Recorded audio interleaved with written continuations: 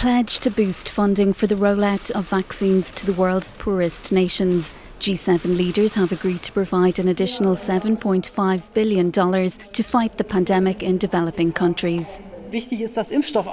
What's important is that there are vaccines and not just financial commitments.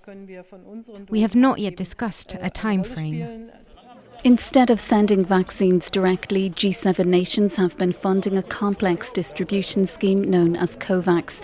The EU says it will double its contribution to €1 billion, while Joe Biden, in his first G7 outing, said the US was pledging $2 billion.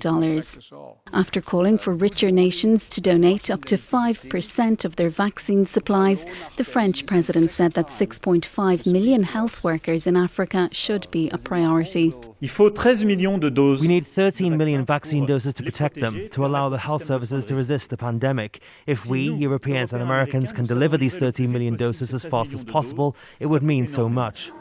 Wealthier nations are accused of hoarding vaccines. The WHO says that just 10 countries account for 3/4 of all shots administered globally. Vaccine equity is not just the right thing to do, it's also the smart thing to do. But under pressure over their domestic vaccination campaigns, world leaders haven't yet given details as to how many shots they're willing to share or when that might happen.